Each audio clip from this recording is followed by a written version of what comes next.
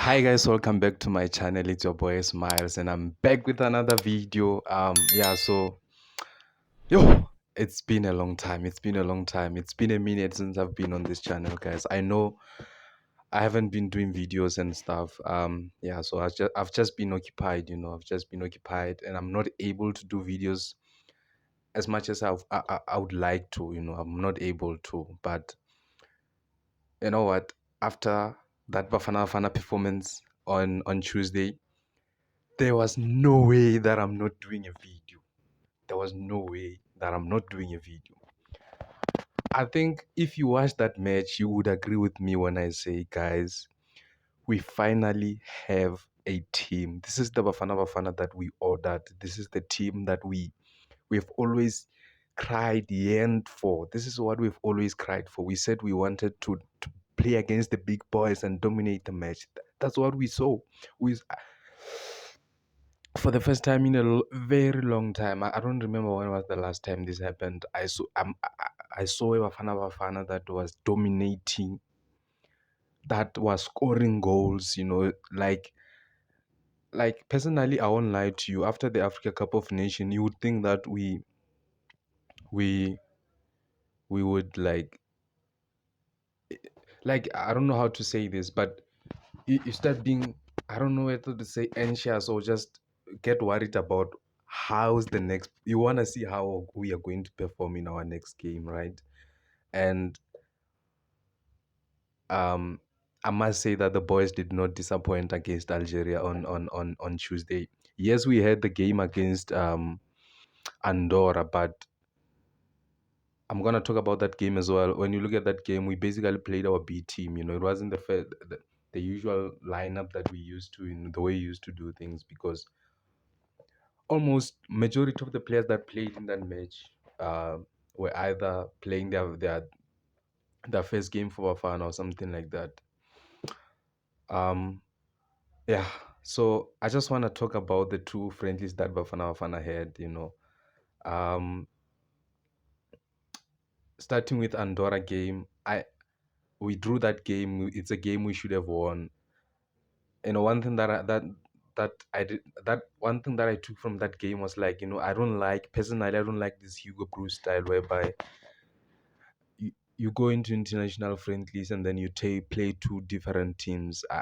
Personally, I feel like, you know what, if you want to bring in new players, just play them, just integrate them within the team. Don't just play different teams like that. We want to win every match. We want to be up there in the rankings. That game, that draw will probably hinder our progress in terms of you know um going higher and higher in the top 10 in Africa, in the rankings and stuff. I don't know how the rankings are gonna come out. I don't know how they do those things. On the 4th of April, I think that's when they will update. But I think that game, that draw against Andorra, which is 100 and something ranked by FIFA, is gonna have an impact. But I checked Burkina Faso. I mean, who's this? Cameroon, which is number 9 in Africa, and we are number 10. They did not play. They did not play a game during this FIFA break. I don't know what kind of an impact that's going to have on them, but I'm hopeful that they lose some points and we gain some points, and then we come closer and closer. We played the number 7 in Africa, and we drew against them, so we should be able to get some points. We should be able to to to be up the rankings a bit. I'm hopeful about that. But personally, you can tell me what you think. I feel like if you want to integrate new players, just have your normal lineup and add there and there. You see Mkwana right now. Someone might say that doing what Hugo Bruce did was fine. Look at, we found a good player in Elias Mokwana. But okay, you could have given him a chance during um while playing your normal lineup, and just give him a chance to play and see how he does. But nevertheless, that's how the coach prefers to do things. And it's working for him. I mean, yeah. there isn't much to talk about in that game except the fact that you could see that we needed someone like Dibs Mukwena in the midfield. Musele and Grant Magaman. I felt and which is something that I want to talk about. Even in the second game when they came on, when they started playing as a double pivot at the back, you could see we are not efficient enough in building the balls from the back. But there's something positive that I saw from Grant Magaman. He tries to be as much as brave as possible to play those, like he's not going sideways all the time or going back. There was a time where in the second game I saw him trying to play through the middle to Mukwena. When Tembazwane came out, Mukwena was playing as a number 10. I know I'm probably confusing things. I should go to the second game against Algeria and break it down properly. So what was happening in the second game was we started with um, Ronwen, and then on the right it was Moby, and then as usual Modiba, Kekana, and Tulu, and then in the midfield Mukwena and and Taba Munar, who really impressed me on the day. I think I thought he was I don't know what to say, phenomenal. No, can't say phenomenal. He was amazing. I think on the day he performed very well.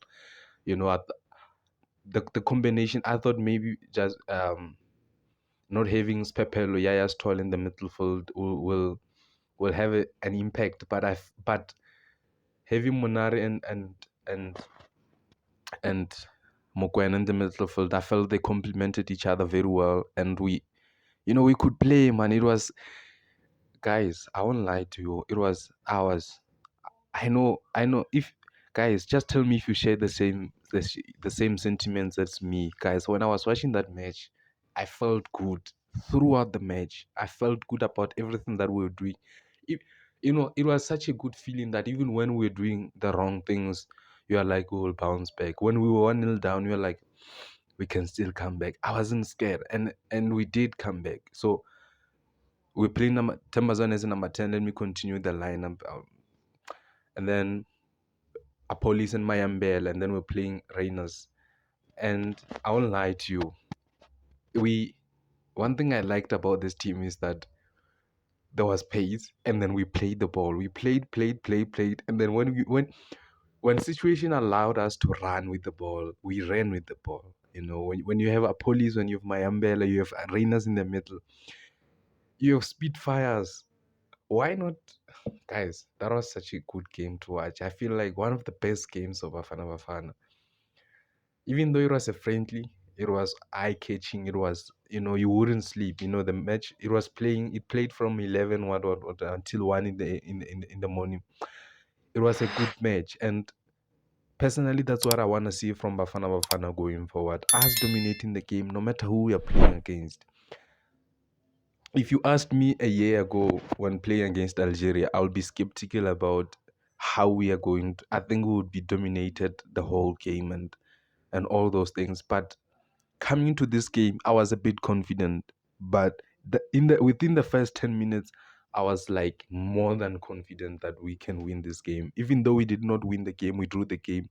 But the performance on the field, what I saw on the field, what the players were doing, it was amazing. Especially from players like Debza Mukwena. Guys, as much as we want to talk about Tembazwane, yes, the goals he scored. I have to mention the goals he scored. The second goal, that was amazing. It gave me goosebumps in the stomach, everywhere on my body. I felt good. Personally, as someone that loves watching Bafana, I felt so good that I don't know how to explain it. It was the best feeling, probably after AFCON, probably after AFCON, football wise, the best feeling, watching the national team. It's like I don't know, guys. It's just that feeling. I don't know how to explain it. But when you see a national team performing like that, as fearless as they were, it was amazing to watch. But as much as Tembazwane is the star of this team, I respect Tembazwane, and I think that for me, Tembazwane is the best player. I don't know if I've mentioned this before. The best player I've ever seen, because I don't want to say the best player in the history of South African football. The best player I've seen play in the field. I'm not going to talk about people I've never seen. I'm that young, yes. But hey, we have to talk about Debza Mokoena. Tebo Mokoena,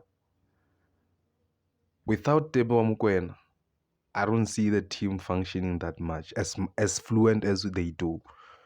He's such an integral part of Bafana at the moment. He's I think he's turning 28 this year, and he still have a long way to go. And I see him as the captain of that team. Tebo Mokoena, guys, Debza Mrambol, ish, ish, ish. That boy is something else, and you could see his influence when Mosele and Grand Magaman started playing as a pivot. This is something that I said I wanted to talk about. Then we were not as fluent as we were. And you could see him coming back at times to come and play because those guys were not, they are not, they are not Mokoena types of players. They make it difficult for us to play from the back. They always want, Mosele in particular, he's a good player, but he always wants to play the balls back. You hardly see him playing the balls forward. And he's such a good player that I think he just doesn't believe in himself. When you look at him, the type of touches he makes, he's a player that can make forward passes, can make passes through the middle, but I think he's just not confident enough to do that. And I think it's something that he needs to work on. If he works on that, then I think he can do amazing things. Who is this? Grand Magaman. One thing that was positive about him is, honestly, I doubted Grand Magaman until we played, until the Algeria game when he came on. I saw something different. I don't know if it was just me being ignorant, but I saw him trying to play through the middle. I saw something different, and what I liked is a, maybe it's adaptive. He's adaptive because he saw that, what, the guys have been playing through the middle. Let me be arrogant and try to do. He tried. There were numerous times when he tried to do like that. That's why you could see him more and more in the game compared to Mosele. And I think Grand Magaman should certainly be there, part of this team going forward. This video is probably gonna be long, guys, but this is the only opportunity I have to do a video in a long time, so it's gonna be long. Be patient, and please, if you've reached this far, I appreciate your support. Please like the video so that I can reach more people, and grow the channel. This channel, I'm still here, guys. As much as I'm not able to do videos at times, but I'm still here, and I will do videos whenever I get up an opportunity to, because I want to do videos. It's just time, not on my side. Grand Magaman, you can tell this is a player for the future. I'm convinced now with Grant, Mosele. I mean, not Mosele. Who's this? Um, Elias Mogwana. I have to talk about Oshwena Police. He was amazing as well. I felt he made some good touches as well. Um, but in the second half, you couldn't really see him that much. I think that's why they subbed him. I think right now we have a national team and a lot of competition, especially when you look at up front with who's this Ikram Reyners. If you look at the number of strikers that we have right now, it's going to be a headache for for Coach Hugo Bruce when all of them are available for selection. When Lael Foster is available, when Levo Motiva is available, when Ikram Reyners is available, when Mahopa is available, who do you take?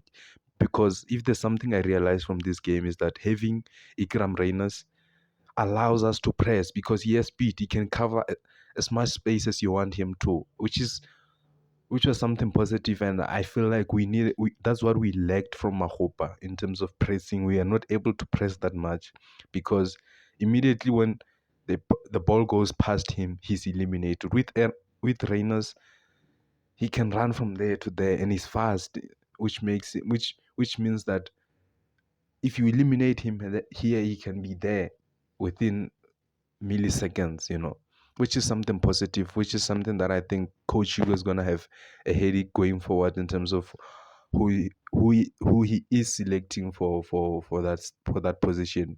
In terms of Mayo, a lot of people vouch for him, but honestly, I don't think he's that material. I don't. Man, maybe he's a good player for City, Cape Town City, and the PSL. But we have seen, if you watch Bafana, you've seen that whenever he's given an opportunity, he's never really raised his hand. You know. But this is just my opinion. Tell me what you think in the comment section. And yeah, I'm just gonna end it there, guys. 15 minutes this video. I just hope you were patient enough to reach here. And if you've reached here, thank you very much. Please like the video, subscribe, and see you in another one. I don't know when, but see you in another one, guys. See you in another